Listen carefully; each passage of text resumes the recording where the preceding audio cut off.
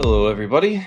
Welcome to Shift Happens. I am your host, Mark Miller, aka Never Gonna Stop. And this is a weekly podcast, and our primary focus is going to be to entertain folks and inform people on big news in the TCG world. We're going to particularly focus on Lorcana and Riftbound, as those are the two games that me, my friends, and my teammates are the most interested in right now. But we may touch on other games as well if there's big news in those communities. For this first episode, it's going to just be me, kind of setting the tone for the show, getting the basic flow for the show. But the overall plan is to have me and at least one other guest on every episode. Sometimes it might be friends, it could be other competitive players in the Lorcana or Riftbound community. But more often than not, it'll likely be one of my teammates from NvrShift. Why should you be interested in our podcast and what I have to say? I've been playing Lorcana at a competitive level since the game came out for about 2 years. I most recently won the Southside Gaming Jafar 10 case event down in a little bit north of Miami in Margate. And I have done consistently well at a lot of set champs and other major events in all of the southeast, mostly the places that are easy for me to get to. In addition to that, I try very, very hard, and my team is focused very hard on trying to be open with our knowledge, provide advice to anybody that wants it, as much as we can, and with the hopes that we help you get better and better at the game, and learn from our mistakes and all the testing and time and effort we've put in. You can kind of start, after all of that, and hopefully that'll save you some time and effort and get you uh, better and better at the games, Lorcana and Riftbound, so that you can be as successful as possible. So, thank you again for joining us on this adventure. Hopefully, you guys like it. And with that, we're going to get into some of the most relevant news at the moment. So, we'll start with Lorcana. The big news for me and the team personally is we have a green steel deck guide that is based on the deck that I won with at the Jafar 10 case event that I mentioned just a little bit ago. It's been really well received. It's got over 50, I think over 60 now, people that have downloaded it and read through it. Not heard anything really in the way of negative feedback. So I really hope that the people that have gotten it are being successful with it and, appreciate the information that's in there. One piece of advice that I would like to touch on for people is the guide is primarily focused on, how to play the deck as well as possible. But I do think it's an important thing to note that if you're a competitive player and you want to succeed in the coming set champs and stuff like that, even if you're not going to play green steel, it's a really good idea to read a guide like this so that you can understand what the green steel player is trying to do, and that way you know what to be doing from the other side of the table. What are the things that you need to be looking out for, what should you be doing as far as prioritizing certain threats. All that kind of stuff can be really, really beneficial. So that is on our Metafy. I'll put a link to it in the YouTube description here below. Yeah, please check it out if you haven't already. Beyond that, super, super awesome news is hopefully soon to come. We have Worlds happening next weekend for Lorcana. I am beyond excited for this culmination of this first season. I did have the good pleasure of going to 4 different DLCs. I had the bad fortune of doing not extremely well at any of them. I don't know What exactly to attribute that to, if it was, nerves, anxiety, two-game format, I've not been a big fan of any of the tournaments that I've gone to. Um, but yeah, I went. I had a really great time at all of them. They were a ton of fun, and I would go again to every single one in a heartbeat if I performed the exact same way. But yeah, I obviously want more opportunities to prove that I am a good player in this game at the highest level. So I'm beyond excited for Worlds and to see the competitors that I've come to respect and follow, and see what interesting ideas are being brought in these really interesting formats that Lorcana brought forth, and just see who's going to be crowned the victor. But I'm most selfishly interested in the fact that they did say that there will be significant news about kind of the next season of DLCs at some point during the broadcast of Worlds. And so, because of that, I just can't wait to see what that is. I hope that it's substantial.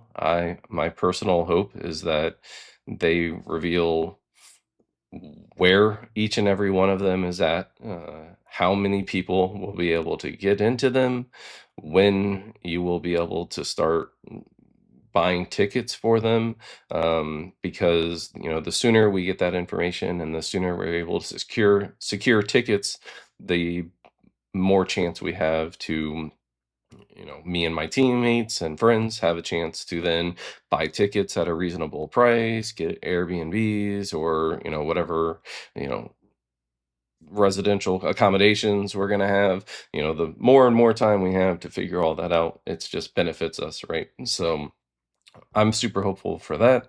I hope that they um, have a few more opportunities than they did last time, both in the NA and in EU. I think we got 6 total last time, 2 of them being smaller events that had less people able to go to them. They were only 1,000 people instead of 2,000 people. I really hope this time we have at least 8, and that they're all 2,000 capacity.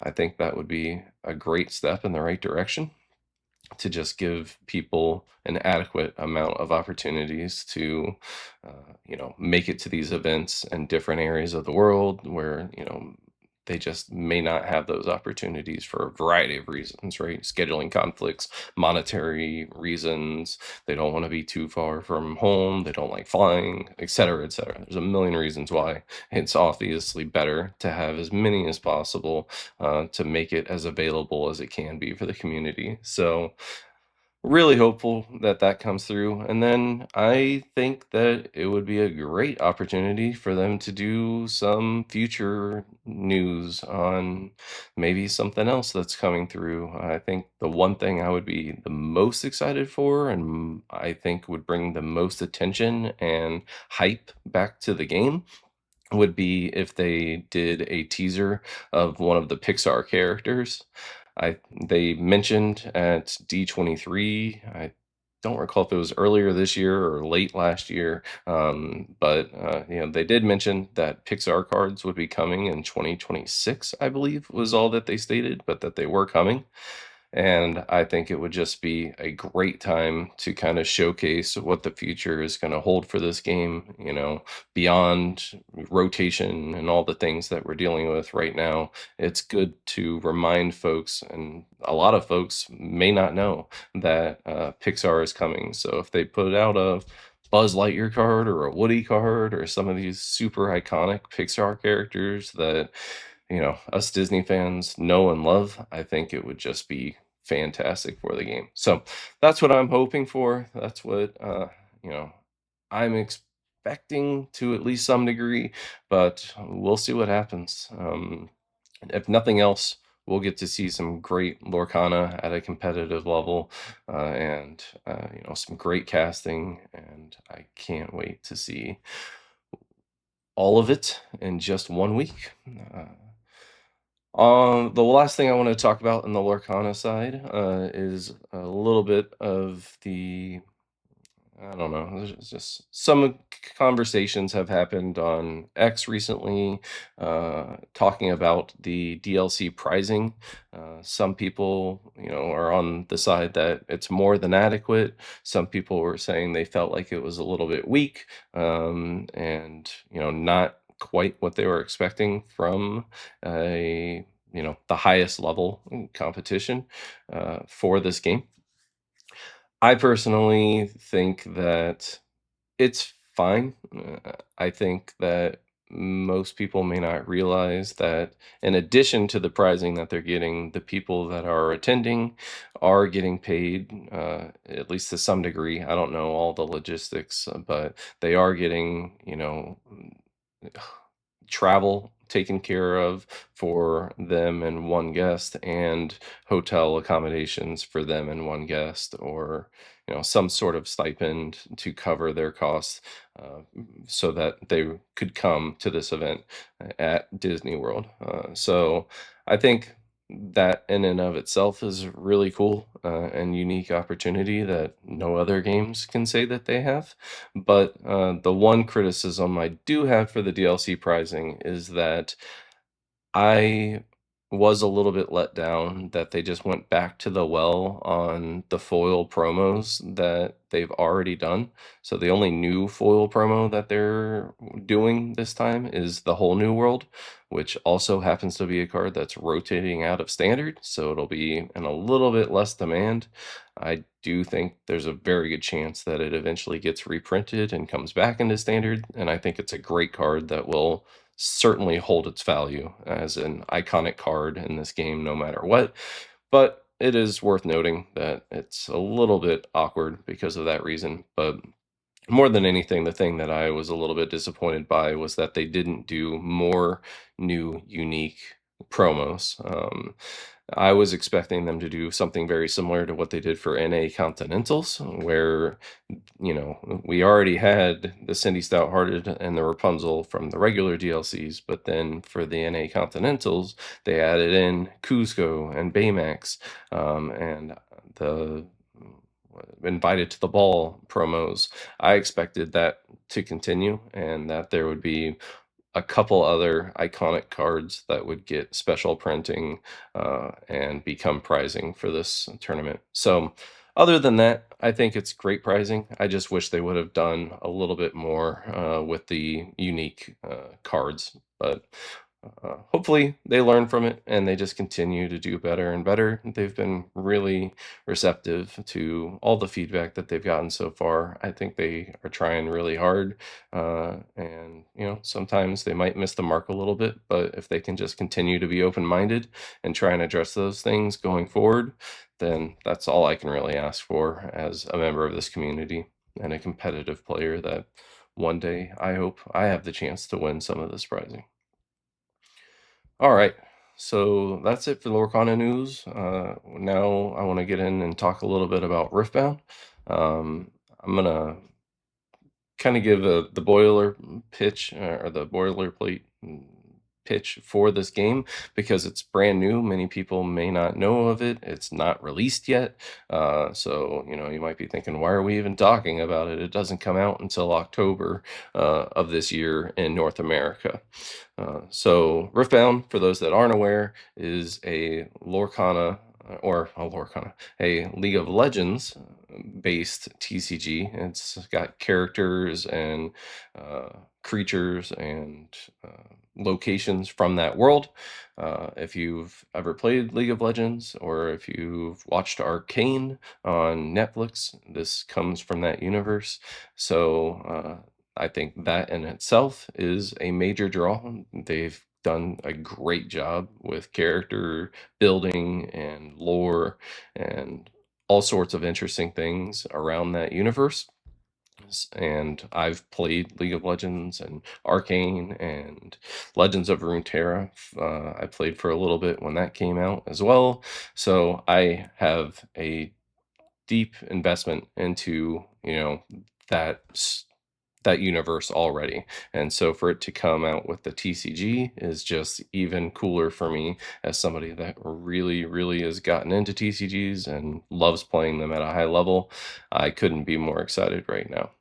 And then the other reason why we're already talking about it is because it is getting released a little bit earlier in China than it is in North America. And as a result of that, they've already started to reveal exactly what the cards will be in the first set because they're coming out in Chinese and you can translate them to North American or English, you know.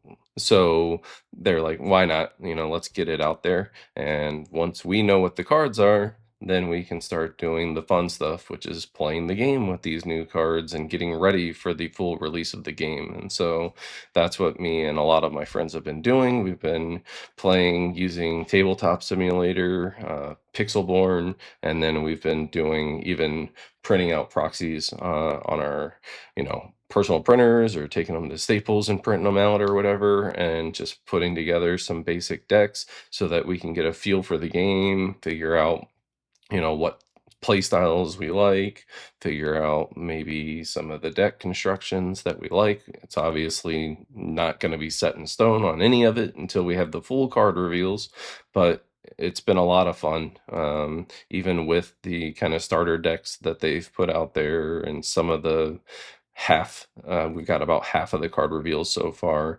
It's been really, really interesting just playing the game, seeing the different archetypes. All of them feel really, really strong. There's a lot of interesting mechanics and decision making that's happening already with just this first few sets, or first few releases of cards that have been super fun. So yeah, it's something we're really looking forward to. We're going to continue to cover for the foreseeable future, unless something changes dramatically. I think it's going to be a game to watch for sure. In addition to that, I think it is important, as a competitive player, and if you aren't aware of all the news around this game, one of the things that I'm most excited for as well is that Riot is behind it, right? They're the people that created League of Legends. If you have been in the computer gaming space at all, you've probably watched a little bit of some of League of Legends esports tournaments online. They're very popular even for people that don't watch the game because they have such a high production quality to their events. And I'm really hoping that they will back this game to a similar degree of what they put for League of Legends. So, my sincere hope is that their events, their competitive events, are these kind of big production value with high skilled casters with experience and a lot of knowledge and crazy prizing and all the things that we want as competitive players. I think that they have all of the know-how and the experience to really knock it out of the park, and I could not be more excited for that aspect of the game as well. If you are interested in learning more about the game, there are multiple YouTube. You can Google search some things on how to get started with Pixelborn. But if you're looking for games or you want to kind of follow card reveals and some of the decision making that me and my team have around what cards we think are good and what decks we think we're going to start with, please come join our Discord. Follow us on X or follow me on X. It's NvrShift, and you'll find some of the links to that below in the video description as well. All right, and then the last thing that I wanted to do was talk a little bit about a topic of the week. This is a segment I want to continue to do in the future. It doesn't necessarily have to be one that I came up with. If there's something that you, as a watcher of the show, would like us to discuss in more detail, please feel free to submit a potential topic of the week, and we will grab them as we can and try to go into an in-depth conversation about it. So the one that I wanted to touch on this week because it also kind of popped up in the Lorcana community on X was the question of, are there good and bad players in, I don't know, I guess you could just say TCGs in general. Some people seem to take offense to the idea that some people are just bad. The argument being made against it was, no, the player isn't bad. They might have just made bad decisions that day or made mistakes that day. They may have brought the wrong deck that day, and that's what made them bad. I think that there's certainly merit to that. That does happen, that a good player can have a bad day, and that they can make bad decisions. But overall, I am on the side that there are definitely good players and bad players, and there is absolutely nothing wrong with that. Um, I don't think that, you know, I would never be comfortable saying to somebody that I think they're a bad player, because I don't think that's very nice. I don't suggest you do that. But I think if you've played the game long enough, you have played against people in local communities or at big tournaments, even, that you clearly can tell they're making multiple mistakes throughout the game that aren't the right mistake decisions to make, and you know they're inherently a bad player because of that. I think the main differentiating factor is that, and the one thing I do want to make sure is clear, is that bad players aren't always bad players. If you are a bad player, if you find yourself losing a lot more than you win, that's totally okay. There's nothing wrong with that. We all started there. I started there when I first started playing Lorcana at a high level at the locals in my area. I lost way more than I won.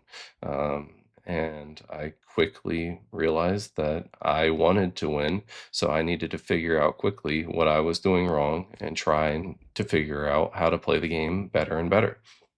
And if you want to transform and become not a bad player anymore, there's some really key ways that I recommend for people to do that. The first and foremost one is talk to people that you perceive as better than you.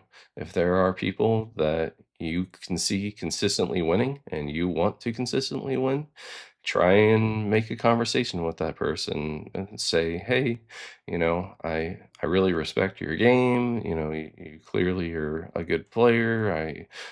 You seem like a nice guy, whatever, give them a little bit of compliment, let them know that you're being friendly, and then just ask, would you be willing to spend some time with me to, help me optimize my deck?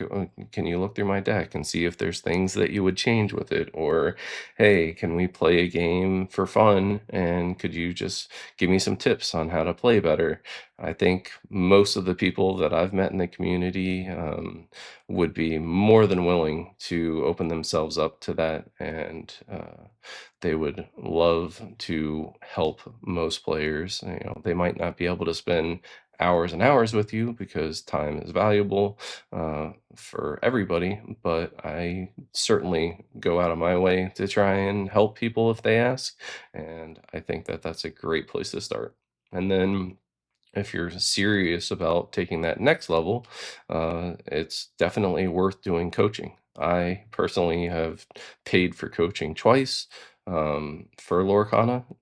Even when I thought I was a good player, I was winning big tournaments, but I wanted to make sure that I was thinking as clearly as possible and that I was ready for these DLCs. So before a couple of the DLCs, I paid for an hour coaching session and just went through some of my decision making and some of the things that I was doing. And then the person that was coaching me gave me great advice and told me, yeah, I think you should have done this here, and maybe you should mulligan a little bit differently here. And really helped me level myself up even further than I was at. So I would say never be afraid to seek out, people that you respect and that are, perceived as better than you, or sometimes not even better than you. I have many friends that I feel like I'm on an equal playing field with, that I go bounce ideas with all the time, or they'll see things in my play and say, "Hey,